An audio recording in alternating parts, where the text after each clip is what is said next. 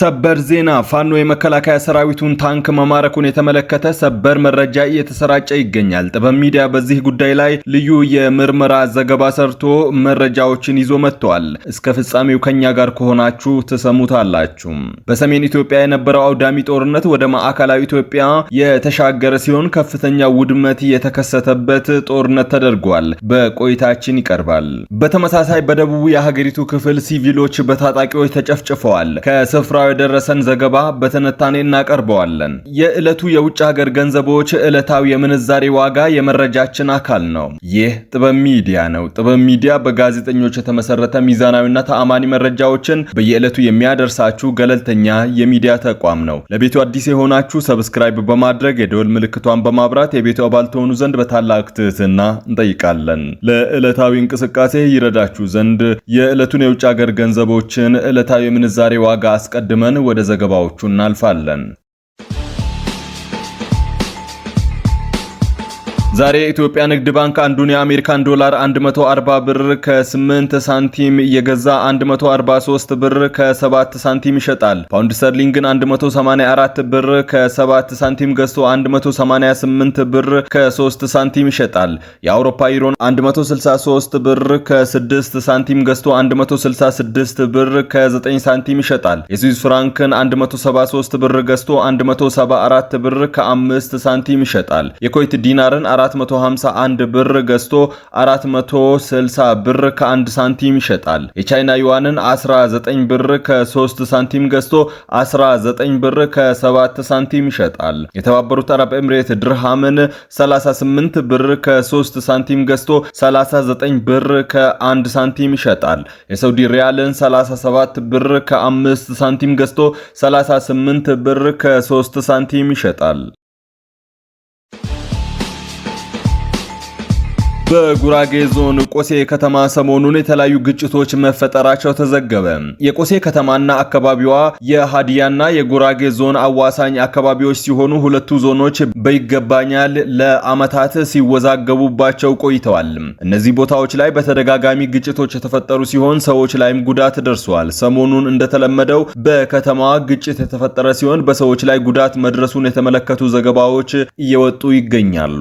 የጉራጌ ዞን መንግስት ኮሚኒኬሽን ጉዳዮች መምሪያ ጉዳዩን አስመልክቶ ባወጣው መግለጫ የተሰራጩ ካሉት የተዛቡና የዞናችንን ህዝብ ከማይወክሉ መረጃዎች ህዝቡ ሊጠነቀቅ ይገባልም ብለዋል። የጉራጌ ዞን መንግስት ኮሚኒኬሽን መምሪያ ኃላፊ አቶ ሸምሱ አማን ጉራጌ ዞንን ብቻ ሳይሆን ክልላችንና ሀገራችንም ጭምር እንዳይረጋጋና ልማት ላይ እንዳናተኩር ለማድረግ የጋራ ፍላጎት ያላቸው ኃይሎች በጋራ በመቀናጀት የተለያዩ ሚዲያ አማራጮችን በመጠቀም የተዛቡ መረጃዎችን በማሰራጨት የመንግስትንና ህዝባችንን ገጽታ እያበላሹ ይገኛሉ ብለዋል።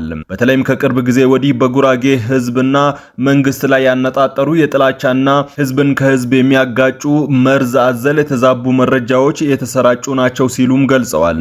ሚዲያን ለበጎ ዓላማ ከመጠቀም ይልቅ ህዝብን ከህዝብ ለማጋጨትና በህዝብ መካከል መጠራጠር እንዲኖር እንዲጎለብት እየሰሩ ነው ብለዋል። የጉራጌ ህዝብ ውሸትን የሚጠየፍ ብቻም ሳይሆን ሐሰተኞችን መቅጫ ባህላዊ ስርዓት ያለው ህዝብ ነው ያሉት ኃላፊው ከሆዳቸው ውጪ ማንኛውንም ህዝብ የማይወክሉ ሰዎች ግን ይህንን ህዝብ ለማጠልሸትና ለዘመናት የገነባውን ማንነት ለማበላሸት እየሰሩ ነው ብለዋል። የዞኑ መንግስትና ህዝብ እነዚህን ጸረ ሰላም ኃይሎች የሐሰተኛ ሚዲያ ትርክት ጆሮ ዳባ ልበስ ብሎ ልማትና እድገት ላይ አተኩሮ እየሰራ ነው ያሉት ኃላፊው ይህንን ማለት ግን ሐሰተኛ መረጃ የሚያሰራጩ ግለሰቦችም ሆኑ ተቋማት አይጠየቁም ማለት እንዳልሆነ እናስገነዝባለን የሚል ማስጠንቀቂያ አስተላልፈዋል። ጉራጌ ለዘመናት ከገነባቸው እሴቶቹ ዋነኛው መቻቻል ነው ያሉት ኃላፊው ይህንን እሴቱን የገነባው በፈተናዎች የመጽናት ባህል ከማዳበሩም ለሰላም ካለው የላቀ ፍላጎት ነው ብለዋል። ህዝባችን በዚህ ባህሪው በሀገር ውስጥ ካሉ ሌሎች ብሔረሰቦች ብቻም ሳይሆን በዓለም ላይ ካሉ ህዝቦች ጋር ተቻችሎና ተከባብሮ መኖር ችሏል ያሉት ኃላፊው ይህ የህዝባችን ባህሪ በምሳሌነት ሊጠቀስ የሚችልና ልምድ ሊወሰድበት የሚገባ ሆኖ ሳለም አንዳንድ ግለሰቦች ግን በተለያዩ ሚዲያዎች የህዝቡን መልካም ባህሪና ስብዕና በተቃራኒው እንዲታይ አድርገው ለመሳል እየሞከሩ መሆኑን ገልጸዋል። እነዚህን የተዛቡ መረጃዎችን በሚዲያ የሚያሰራጩ አካላት በዞኑ ከንብረት ውድመት ጀምሮ የሰው ህይወት እንዲጠፋ አድርገዋል ያሉት ኃላፊው የዞኑን መንግስት በህግ እንዲጠየቁ ከሚመለከታቸው አካላት ጋር በቅንጅት እየሰራ መሆኑን ጠቁመዋል። እነዚህ ግለሰቦች ባሰራጩት የተዛባ መረጃ ባስከተሉት ኪሳራ ልክ የሚከፈላቸውና በትምህርት ቤት መቃጠል የሚደሰቱ፣ በሰዎች ደም መፋሰስ የሚረኩ፣ በህዝቦች አብሮነት የሚበሳጩ፣ ሰላም እረፍት የሚነሳቸው፣ ሞራላቸውን በኪሳቸው የቀየሩ ኢሰብአዊ ፍጡራን ናቸው በማለት ህዝቡ ሊያወግዛቸው ይገባልም ብለዋል። የተባበሩት መንግስታት ድርጅት የዓለም ምግብ ፕሮግራም በኢትዮጵያ ውስጥ የሚገኙ ስደተኞች በከፍተኛ ረሃብ አደጋ ውስጥ ሊወድቁ እንደሚችሉ አስጠነቀቀም። ድርጅቱ ይህንን ያስታወቀው ባጋጠመው ከባድ የገንዘብ እጥረት ምክንያት ለስደተኞች የሚያቀርበውን የምግብ እርዳታ ለመቀነስ በመገደዱ ነው። በኦክቶበር ወር የዓለም ምግብ ፕሮግራም በ27 የስደተኞች መጠለያ ጣቢያዎች ውስጥ ለሚገኙ ከ780 ሺህ በላይ ስደተኞች ሊያቀርብ የነበረውን 60 በመቶ የምግብ ድጋፍ ወደ 40 በመቶ ለመቀነስ መገደዱን አስታውቋል። ይህ ማለት እያንዳንዱ ስደተኛ በቀን ከ1000 ካሎሪ በታች የሆነ የምግብ እርዳታ ብቻ እንደሚያገኝ ገልጿል። ከሱዳንና ከደቡብ ሱዳን ግጭት ሸሽተው የመጡ 70 ሺህ አዳዲስ ስደተኞች ብቻ ለሚቀጥሉት 6 ወራት ሙሉ የምግብ እርዳታ እንደሚያገኙ ድርጅቱ ገልጿል። ይሁን እንጂ በእነዚህ አዲስ ገቢ ስደተኞች ላይም ከፍተኛ የሆነ የተመጣጠነ የምግብ እጥረት እንደሚያጋጥማቸው ድርጅቱ አመላክቷል። የዓለም የምግብ ፕሮግራም የኢትዮጵያ ዳይሬክተር ተወካይ የሆኑት ዛላንታ ሚሊስክ የማይቻሉ ምርጫዎችን እያደረግን ነው ሲሉ ስለ ሁኔታው ገልጸዋል። የገንዘብ ድጋፍን ካላገኘን ይህ እጥረት የምግብ ስርጭትን ሙሉ በሙሉ እንድናስቆም ያስገድደናል። ይህም በአሁኑ ሰዓት ህይወታቸውን እየታደግን ያሉ ሰዎችን ለአደጋ ይጥላልም ብለዋል። ይህ ወደፊት የሚመጣ አደጋ ሳይሆን አሁን እየተከተለ ነው ያሉ ሲሆን እያንዳንዱ የምግብ ቅነሳ ህፃናትን ለረሃብ ያጋልጣል፣ እናቶችን ምግብ እንዲዘሉ ያስገድዳል፣ ቤተሰቦችንም ወደ ከፋ ችግር እየገፋ ነው ሲሉ አክለዋል። ድርጅቱ ለሚቀጥሉት 6 ወራት የሰብአዊ እርዳታ ተልእኮውን ለማስቀጠል በአስቸኳይ $230 ሚሊዮን እንደሚያስፈልገው አስታውቋል። ይህ ገንዘብ ድጋፍ በአስቸኳይ ካልተገኘ በሚቀጥሉት ወራት በኢትዮጵያ ውስጥ ለሚገኙ ስደተኞች የሚሰጠውን የምግብ ድጋፍ ሙሉ በሙሉ ሊያቆም እንደሚችል አስጠንቅቋል። በተለይም አሳሳቢ የሆነው ደግሞ የተመጣጠነ ምግብ እጥረት ላለባቸው ህፃናትና እናቶች የሚቀርበው ልዩ ምግብ በመሟጠጡ መሆኑን ድርጅቱ አስታውቋል። ድርጅቱ ተጨማሪ ገንዘብ ካላገኘ በታህሳስ ወር ላይ ልዩ ምግብ ሙሉ በሙሉ እንደሚያልቅ ገልጿል። ይህ ማለት 1 ሚሊዮን የሚሆኑ የተመጣጠነ ምግብ እጥረት ያለባቸው ህፃናት፣ ነፍሰ ጡርና የሚያጠቡ እናቶች ድጋፍ አልባ ይሆናሉ ማለት ነው። በምስራቅ ጉራጌ ዞን ታጣቂዎች 4 ሰዎችን ሲገድሉ 10 ሰዎችን አገቱ። በማዕከላዊ ኢትዮጵያ ክልል ምስራቅ ጉራጌ ዞን ሶዶ ወረዳ ታጣቂዎች ትላንት በከፈቱት ጥቃት 4 ሰዎችን መግደላቸውን ነዋሪዎች ገልጸዋል። ነዋሪዎቹ ከአጎራባች ኦሮሚያ ክልል ደቡብ ምዕራብ ሸዋ ዞን የተሻገሩ ናቸው ያላቸው ታጣቂዎች ጥቃቱን ያደረሱት ሚካኤል ቀበሌ ሰሞሮ በተባለ መንደር ከምሽቱ 12 ሰዓት አካባቢ ነው። ታጣቂዎቹ የተኮሱ መንደሩን መክበባቸውን የተናገሩት 3 የመንደሩ ነዋሪዎች 4 አርሶ አደሮችን ከቤት በማውጣት በጥይት ደብድበው እንደገደሉ ተናግረዋል። የተቀሩ ነዋሪዎች ተደናግጠው ከመንደሩ መሸሽ ሲጀምሩ 15 የመኖሪያ ጎጆዎች በእሳት ተቃጥለዋል። ማምለጥ ያልቻሉ ሴቶችና ህፃናትን ጨምሮ 10 ሰዎችን አግተው መውሰዳቸውንም ተናግረዋል። ትላንት አርብ ቀትር ላይ 4ቱን አስክሬን መቅበራቸውን የተናገሩት ነዋሪዎች ታጣቂዎቹ ታግተው የተወሰዱ ሰዎች እስካሁን በህይወት ስለመኖር አለመኖራቸው የሚያውቁት ነገር እንደሌለ አስረድተዋል። የታጣቂዎቹን ጥቃት አስመልክቶ የምስራቅ ጉራጌ ዞን የማዕከላዊ ኢትዮጵያ ክልል የሰላምና ጸጥታ ቢሮ ኃላፊን ለማነጋገር የተደረገ ጥረት አልተሳካም። ሆኖም የማዕከላዊ ኢትዮጵያ ክልል ከኦሮሚያ ክልል በሚያጎራብቱ የጉራጌ ዞን አዋሳኝ አካባቢዎች ላይ የጋራ የጸጥታ ጥቃት ስራዎችን በመገምገም ላይ ይገኛሉ ሲል የማዕከላዊ ኢትዮጵያ ክልል የሰላምና ጸጥታ ቢሮ በተረጋገጠ የፌስቡክ ገጹ ላይ አስታውቋል። በኦሮሚያ ክልል ሰሜን ሸዋ ዞን ወርጃሶ ወረዳ ግሪምቦ ቀበሌ መስከረም 29 ቀን 2018 ዓመተ ምህረት ታጣቂዎች ባደረሱት ድንገተኛ ጥቃት የንጹሃን ህይወት ማለፉ ተነገረም። በአካባቢው ታጣቂዎች አዘናክተው አደረሱት በተባለ በዚህ ጥቃት በርካታ የገበሬ ማህበሩ ቤቶች መቃጠላቸውን ተናግረው የተወሰዱ ሰዎች እንዲሁም የተዘረፉ ንብረቶች መኖራቸውን ተጎጂዎችና የአካባቢው ባለስልጣናት አረጋግጠዋል። መስከረም 29 ቀን 2018 ንጋት ታጣቂዎቹ ባደረሱት ጥቃት ከፍተኛ ጉዳት ማድረሱን ነው የአካባቢው ነዋሪዎችና የአይን እማኞች ተናገሩት። ሐሙስ ማለዳውን ከጥቃት መትረፋቸውን ገልጸው አስተያየታቸውን የሰጡ የአይን እማኝ የአካባቢው ነዋሪ ከንጋቱ 11 ሰዓት ላይ ከየት መጣ በማይባሉና በታጠቁ ቡድኖች በደረሰበት ድንገተኛ ጥቃት የሰዎች ህይወት አልፈዋል፣ በንብረትም አስከፊ ውድመት ደርሷል ብለዋል። ለደህንነታቸው ሲባል ስማቸውን ከመጥቀስ የተቆጠቡ አስተያየት ሰጪ የአይን እማኝ የአካባቢው ነዋሪ በተኛነበት ስለያዙን የጥቃቱን አድራሾችና ታጣቂዎችን ማንነት አናውቅም በማለት በትላንትናው ማለዳ ጥቃት 4 ሰዎች ሞተው 4 ሰዎች ታግተው መወሰዳቸውን ከ150 በላይ ቤቶች በታጣቂዎች በቃጠሎ እንዲወድሙ መደረጉን ተናግረዋል።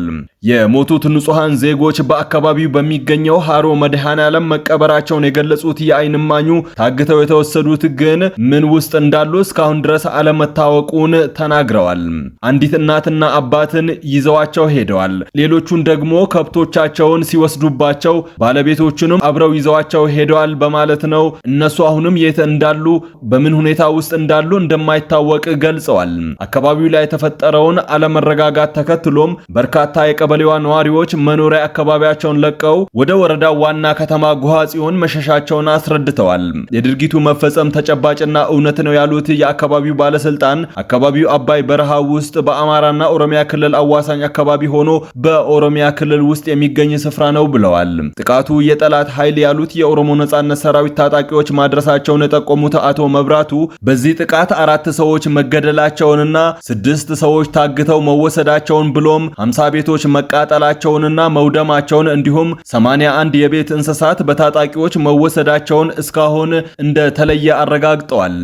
በጥቃቱ ወቅት የጸጥታ ኃይል ወደ ስፍራው እንዲላክ ለወረዳው ጥያቄ ቢቀርብም የወረዳው ከተማ ተመሳሳይ ስጋት ያለበት በመሆኑ መከላከያ ከአጎራባች ወረዳ ኩያ ወረዳ ሊደርስ ሲል በመንገድ ላይ አዋሬ ጎርጂ በሚባል አካባቢ ተኩሱ ተከፍቶባቸው መከላከያ በሰዓቱ ሊደርስልን አልቻለም ብለዋል።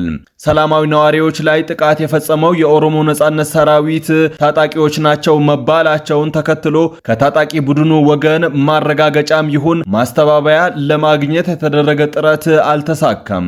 የአካባቢው ባለስልጣናት እንዳሉት ግን በቀጣይ የማህበረሰቡን ደህንነት በዘላቂነት ለማረጋገጥ ውይይቶች እየተደረጉ ናቸው።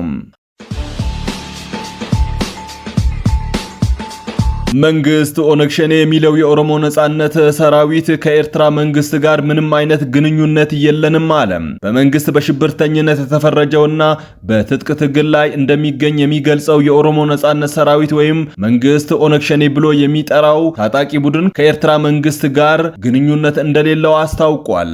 በአቶ ኩምሳ ድሪባ ወይም በትግል ስሙ ጃልመሮ የሚመራው ታጣቂ ቡድን ከፍተኛ አማካሪ የሆኑት አቶ ጅሬኛ ጉደታ በሰጡት መግለጫ የኦሮሞ ነጻነት ሰራዊት ከማንም ተልኮ የለውም፣ የእኛ ተልኮ ህዝባዊ ነው፣ መንግስት ግን እንደዚህ አይነት ፕሮፓጋንዳ እየነዛ ቢሆንም ከእውነት የራቀ ነው ብለዋል። ጃልጅሬኛ በመግለጫቸው በአሁኑ ወቅት ከኤርትራ መንግስት ምንም አይነት ስልጠና፣ የጦር መሳሪያም ሆነ ሌላ ድጋፍ እንደማያገኙ አስታውቀዋል። ጨምረውም አስፈላጊ በሚሆንበት ጊዜ ግን የኦሮሞ ነጻነት ሰራዊት ከማንኛውም አካል ጋር ግንኙነት ሊመሰርት ይችላል በማለት ገልጸዋል። የባህር በር ማግኘትን በተመለከተ የተጠየቁት ጅሬኛ ከጦርነት ውጪ በሆኑ ሌሎች ዓለም አቀፍ ህጎች መሰረት ማግኘት እንደሚቻል አስታውቀዋል። ጨምሮም አንዲት በተመድ ዕውቅና ያገኘችን ሀገር መውረር ግን ከፍተኛ የሰው ህይወትና ንብረት ክሳራ ያስከትላል። ምናልባትም በዚህ ጉዳይ ጦርነት ቢጀመር የኦሮሞ ህዝብን አይወክልም በማለት ገልጸዋል። ሰሞኑን በጋሸና ግንባር በመከላከያ ሰራዊትና በፋኖ ታጣቂዎች መካከል እልህ አስጨራሽ አደገኛ ትንቅንቅ ተደርጓል። ከገለልተኛ ምንጮች የጦርነቱን ውጤት ማረጋገጥ አዳጋች ቢሆንም ሁለቱም ኃይሎች በፊናቸው ድል እንደተቀዳጁ ሲገልጹ ቆይተዋል። ታጣቂ ኃይሉ በርካታ ቁጥር ያላቸው የመከላከያ ሰራዊት አባላት ገድለው የሚያሳይ ተንቀሳቃሽ ምስል አጋርቷል። በተመሳሳይ ለታጣቂ ኃይሉ ውግንና ያላቸው የሚዲያ አውታሮች የመከላከያ ሰራዊቱን ታንክ መማረካቸውን ዘግበዋል። በማህበራዊ ሚዲያ በተሰራጨው ፎቶ ላይ የጥበብ ሚዲያ የዜና ቲም ባደረገው ምርመራ የፎቶ ዋነኛ አካል በተለይም ታንኩ በኤአይ ጄኔሬት የተደረገ መሆኑን ያረጋገጠ ሲሆን በታንኩ ቆመው የሚታዩ ታጣቂዎች ሌላ ቦታ የተነሱትን ፎቶ በታንኩ ላይ እንደቆሙ ተደርጎ እንደተሰራ ለማረጋገጥ ችለናል። ክቡራትና ክቡራን የጥበብ ሚዲያ ቤተሰቦች ለሰዓቱ የመራረጥናቸው ዘገባዎቻችን በዚህ አብቅተዋል። ከኛ ጋር በመሆን መረጃን ከጥበብ ስለተከታተላችሁ ከልብ እናመሰግናለን። ጥበብ ሚዲያ በጋዜጠኞች የተመሰረተ ሚዛናዊና ተአማኒ መረጃዎችን በየዕለቱ የሚያደርሳችሁ ገለልተኛ የሚዲያ ተቋም ነው። ለቤቱ አዲስ የሆናችሁ ሰብስክራይብ በማድረግ የደወል ምልክቷን በማብራት የቤቱ አባል ትሆኑ ዘንድ በታላቅ ትህትና እንጠይቃለን። ጥበብ ሚዲያ የሕዝብ ድምጽ ነው።